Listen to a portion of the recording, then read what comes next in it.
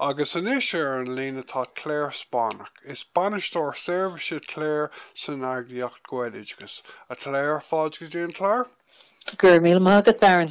Okay, a Clare táid chun cáinte nniu fhí cheist heilcí na Naíonraí in Éirinn mar tá is agam go raibh alt Pholasaí ag aine ó Cailí san Irish Times ag tús na seachtainna faoi agus tá is agam go raibh an cuid le rá ag mhór ardaimeach in Gaeloideachas blandí gréchán san áil sin freisin. Sulla leabhraíonn muid fináil sin a Clare an fréidir at a rálam faoi Colleen sais role atá ag fó agiach Gaeloideachas maidir le faoimú na Naíonraí Éirinn like tá gom má hampla go raibh agiach dar bannam fórbairt Naíonraí teoranta an óir dá raibh nach raibh? Bhí agus ghlach muidne le cuid den rol a bhí ag forbairt Naíonraí teoranta nuair a tháinig deireadh leis an eagraíocht sin. So is eagraíocht tacaíocht de muid don na Naíonraí ó thaobh forbairt teanga agus an sanbheon Oideachais atá ag na Naíonraí. Agus tá an rol atá ag an rud beag teoranta ag iompráid leis an rol a bhí ag forbairt Naíonraí teoranta. Faoin muid muoinú ó first na Gaeilge le Seirbhísí a chur ar fáil don na Naíonraí ach foríor ní aon muid an muoinú ó pobl agus an Rhain leanaí a bhí áil ag forbairt Naíonraí teoranta. So níl an Seirbhís có leathan céine ach sílam go n-éiríonn len roinntha a dhéanamh ar bheagán tá mutéis an aithne a chur ar an airnáil le roinnt blianta anús ón ar ghlachmuid an chóram seo ar an hain agus tá muid anmhuíoch as an cófortíocht agus an cúnamh agus an tróir ar fad atá feite agan ó na múntóirí na Naíonraí a chur ilúntar an maidir leis an gnó atá acha agus an tábhacht atá leis an airnáil luamh blianta don Oideachais lán-Ghaeilge trí chéile. Okay, agus tá córas eile maidir leis na Naíonraí I bhaim sa Gaeltacht agus a dúsgur Éirinn an bhfuil? Tá, so níl muid na plé leis na Naíonraí ó thuaí, tá altrum freigrach as plé leis na Naíonraí sin, agus an sin tá córas an éagsúil ach sna ceantar Gaeltachta, mar fór den na Naíonraí sin, tá siad faoi bhainisteocht ag cór Naíonraí na Gaeltachta, agus cílíonn se sin go mbíonn roinnt den riarachán déanta go leornach ag cór Naíonraí na Gaeltachta go gcuireann siad san Seirbhísí tacaíochta ar fáil dóibh maidir le fuaranna arcú agus an gné sin ar fad tá siad mar únéirí agus bainisteoirí na Seirbhísí sin. Now ní eolaí dúine agus na Naíonraí lasmuid an Gaeltacht is gnólachtaí pobl nó príomháideacha iad siúd. So cílíonn sé go mbíonn siad ar fad a feidhmú go neamhsplách go pointe. Caithfidh siad feidhmú de réir na rialachán atá leagtha amach ag an Stát, ach is gnólachtaí beaga dagaid féin gach ceann, ní léon agraíocht bainisteochta ann. Okay, agus is chun an ráig go chaint faoin na Naíonraí an is ceismhairí seo ach an féidir beidir córsíos a thóirstún faoi stair na Naíonraí in Éirinn a Clare sús go dtí látáinneán? Well, tá mise nua go leor a plé leis an airnáil, tá mise plé le ó thart ar gohfuil le sa 15 I le ach ón méid atá fálamtha agam maidir leis na Naíonraí dás an ghluaiseacht den na Naíonraí I ggófart leis an ghluaisteacht ó thaobh na Gaelscoileachta ag le bhéal na bonscoile ach go háirithe agus tá nisc an láidir go fóil idir Naíonraí agus bonscoile. Now ní hé sin le rá go bhfuil fáil ag gach Naíonra ar bonscoil lán-Ghaeilge, nó fiú go bhfuil fáil ag gach bonscoil lán-Ghaeilge ar Naíonra agus sin rud gur bhálinn a chur chun cín agus an neartú, go mé gach páiste a héinsigh Naíonra in an dul-rá chuig bonscoil agus an sin ar bhonscoil lán-Ghaeilge bhrealinn an leanúnachas sin a chur chun cín. Ach is airnáil is mionlach iad na Naíonraí san airnáil luamh blianta I gcuiteanna. Tá muidne a plé le hartar 108 Naíonra atá lonathe lasmuid an Gaeltacht, agus déanann siad san freastal ar hartar 5,000 páiste, agus tá hartar 500 daoine fostathe mar bhúntóirí san airnáil sin.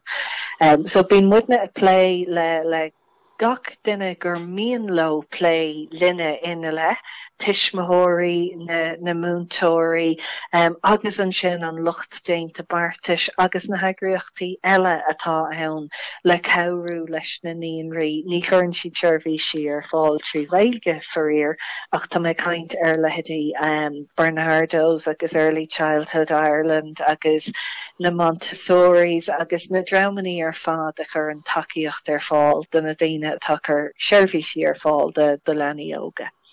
Okay, mar dúirt mé tús haglah bhí an cuid le rá ag bhór ar Naíonraí an Gaeloideachas banan í gréáin san Alton Irish Times ag tús na seachtaine. Le tá neart fáibanna an maidir le Todhchaí na Naíonraí in Éirinn. Féideat a rálum caréon scéal éisteáin? Cénte, well, tá go leor fáibanna ní amháin ag na Naíonraí ach ag na soláthróirí de seirbhísí luamhlíonnta i gcuiteanna. Agus an rud a ectar dúine ná go bhíonn na fáibanna sin níos géire fós don na Naíonraí. Agus ceann den na fáibanna is mó atá ann faoi láthair ná tá sé an dechar ar na seirbhísí daoine a airciú, múntóirí Naíonra a airciú. Caithfidh siad cáilíochtaí ar le a bheith acu. Ar nói, tá sé sin riochtanach agus iad a play le páistí óga. Ach tá na cáilíochtaí sin réasúnta ord, agus an pá atá dul leis an post ró íseal don obair atá le déanamh agus don na cáilíochtaí atá dihí. So sin an príomhhaib a bhín saon, agus an sin nuair tá tú play le seirbhís Naíonra a chur ar fáil, ar nói tá tú a lurg duine atá ilte agus cáilethe, agus go bhfuil Gaeilge lífa acu chun go mbeidh siad an Oideachais a chur i bhfeidhm. Agus an dúshlána eicin muid ná na daoine le Gaeilge tá siad an puist ar pá níos irde a fháil san airnáil scoile, agus go minic tein go leorach ag obair sna scolaní seachas sna seirbhísí luamhlíonnta agus fágtar na Naíonraí an sin sa suíomh nach bhfuil siad an dóthain fórne a fháil le cuaireamthabhairt donna páistí agus nach bhfuil siad an oscailt dá réir. So tá cúpla scéal an trú a bhéalach cloiste agan i mbliana, Naíonraí a raibhar chu dúna tuisc nach raibh siad an foireanna airciú, cé go raibh listí mór a fada acu de páistí a bhí le dolig an Naíonra mí man fómhar, ní raibh siad an oscailt mar ní raibh siad an foireann le Gaeilge a airciú. Agus sin an príomh dúshláán atá san airnáil faoi láthair. Agus an sin na dúshláán eile bheadh siad cosúil go leor le roinnt den na dúshláán atá na scolanna, nach bhfuil na hacfaní céine ar fáil donna dramaní atá chur seirbhís ar fáil trí Ghaeilge, nach ndéantar cigeireacht orthu trí bhean na Gaeilge, níl Gaeilge ag fórmhór den na cigeirí a dhéanann cigeireacht ar na luamhlíonnta, so bíonn orthu an cápéisiacht ar fád a bheith acu i méarla agus plé leis na cigeirí trí bhéarla, agus go bunúsach nach bhfuil an takeíocht ceart ann dóibh ón stáit le cinntiú go mbeidh siad an feidhmiú go hiomlán trí bhean na Gaeilge. Agus ní bhain na múntóirí pár an teirí nar bhain? Do hondul ní aon mar féin siad muoinú mar seirbhísí heisiúnacha, agus an rud atá ag gceist le sin ná bíonn na páistí is san Naíonra ar feadh líon áirithe uaireanta in aghaidh lei i rinne seachtaine ar feadh méid áirithe seachtaine le linn na bliana agus nuair atá na saoire ann, ní gá gomach an muoinú ar fáil leis an múntóir sin a chuinál thar saoire an todhchaí. Agus sin cúis eile go bhfuil sé an dechar daoine a airciú le bheith ag obair sna seirbhísí heisiúnacha sin. Agus sin atá gceist le fórmhór den na Naíonraí, na seirbhísí atá feidhmiú trí Ghaeilge. Ar nói bheadh go leor seirbhísí man bhéarla ann a chur an seirbhís creis ar fáil agus bheadh siad san ag obair le linn an todhchaí. Ach don scéim ECCE ní leanan se sin a raile lin an tairí sin an scéim a chur an uaireanta séir an aisce de réimh scoilíocht ar fáil de gach páiste ar feadh tréimh se rábhlíon. Sin an scéime a bhaineann na páistí an buntáiste is mó as ach tuisc nach leanan sé tríd an tairí ar fad ní Curter an muoinú ar fáil don an Éirinn na múntóirí a chuineáil don tréimh se sin ar fad.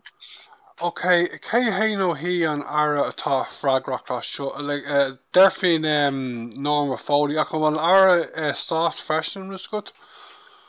Is an Rhain Lani go príomha atá a play leis na luamhlíonta seachas an Raidióchas. Tá an Raidióchas a play lo písa. Binnen siad rein kigeachtarthe agus bín siad ran fortach I bharbert Pholasaí an airnáil agus an tara Roderick O'Gorman go príomha a bheith go play leis na ceistena seo mar gustarúil is faoin Rhain Lani a hagan na Seirbhísí córam agus lua óige agus sin an áit ina óítar na Naíonraí seachas mar Seirbhísí so tá coppla ran a státe agsúla play lo ach sin an dá Rhain go príomha agus an drama mó ná an Rhain Lani.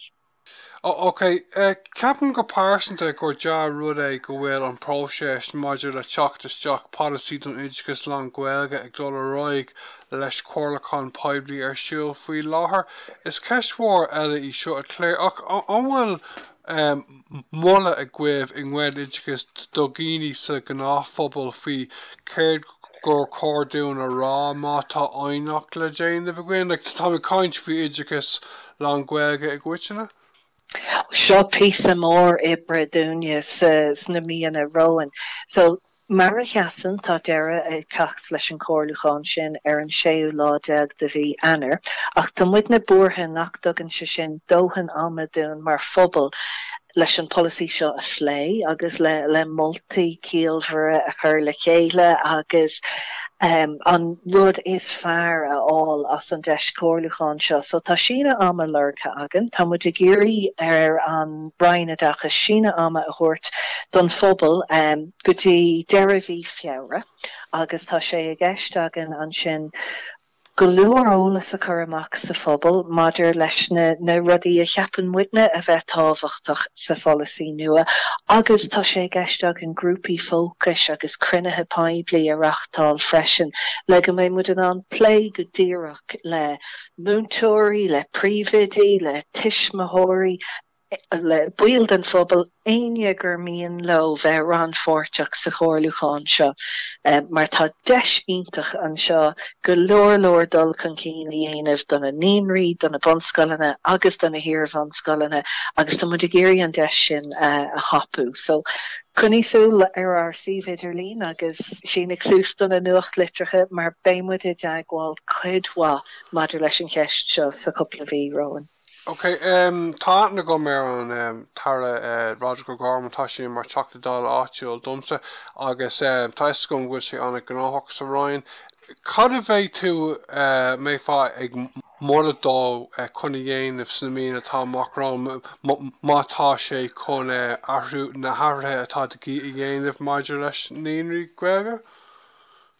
Tá muid a géirí go méid feabhas ar na Seirbhísí atá ar fáil den Éirinn tríbhean na Gaeilge gombeadh sé mar coniail aber de aon scéim nó áis atá ábhaoinú ag an stáit don na Seirbhísí luamhlíonta go ggurfar ar fáil é ní amháin in Gaeilge ach curtha in iarúnt do Saomh Tomadachas mar ní gá gombeadh an dárad go hiomlán mar a chéile I gcónaí. Tá muid a géirí ar breanú ar an Oileánt Tosaí atá ar fáil donna múntóirí san airnáil sin mar ní féidir an Oileánt Tosaí le bheith iad a bhúntóir luamhlíonta a dhéanamh tríbhean na Gaeilge. So tá muid a géirí go mé an deis sin ag daine. Tá muid a géirí go mé Forbert Garmúil ar fáil dóibh tríbhean na Gaeilge. Tá sé riochtanach go ndéanta díos Forbert Garmúil ar Chosant Lani agus ar Céad Cabhar agus faoi láthair ní féidir lo sin a dhéanamh ina danga ibre. So sin riochtanas eile ó thaobh Forbert tanga de. Agus leis an scéim nua muoinethe atá ann don airnáil, tá muid a géirí freisin go mranódíis ar an éidirthcht beidir pá níos irde nó lúntas éigeanna íc le múnseoirí luamhlíonta atá a déine an job tríbhean na Gaeilge. Onas go méid na Naíonraí in an foireann Todhchaí a arcú agus a chuinál agus go méid siad de fáil pá ceart don obair riachtanach a dhéanann siad. Bhfuil sibh leis an tara a gáman faoi seo go fáil is good? Tá muid fórum náisiúnta ag go mbíonn sé ach ó thaobh cruinnithe persanta leis níor-éirí glen cruinniú á go fóil. Bíonn muid mar eagraíocht a stocaíocht ar na ceisteanaí seo ar fad leis an aire, leis an Rhain, nach deise aon muid, agus bíonn muid is tithe na cóirlaáin maidir leis na Pholasaí móra seo agus iad á Herbert. Ach is mionlach muid san airnáil agus bíonn sé dechar an cúne sin a réad i gcónaí. So sé smó atá pobl taobhthír duna gníomhaíochtaí seo, sé smó an deis a bheits agan agus sé smó an cúnamh a bheits ann duna Naíonraí.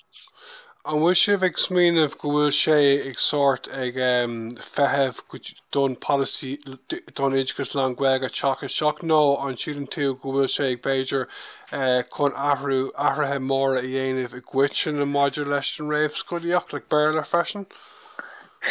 Tá ahrathe móra tagtha i bhaim san airnáil le gcuideanna le coppla bliain anuas go leor héistóirlú agus rudaí maithe rudaí ahrathe ó thaobh cigareacht de, rudaí ahrathe ó thaobh cuasaí pá de, tá cuasaí pá fialsathe agus ordú nua tagtha isteach tríd na cuairteanaí a thucraíonn an mionráta pá don airnáil agus tá méadú a gceist le sin ach níl sé mór a ghóthain. Dagsúil agam go méid takeíochtaí sa bhreis ann don na Naíonraí ag ascairt as an Pholasaí seo. Ach bhéin bortha go méid an Pholasaí anna dhíorathe ar na scoilíní amháin agus go bhág for na Naíonraí ar leataobh go pointe. So béimmuid ag obair go dtíon le cinntiú nach dárlaíonn sin agus go dtugtar an tantas ceart dóibh mar bunchloch na hairnála, mar sin an céad teagháil a bhíonn sé go leor páistí leis an tanga.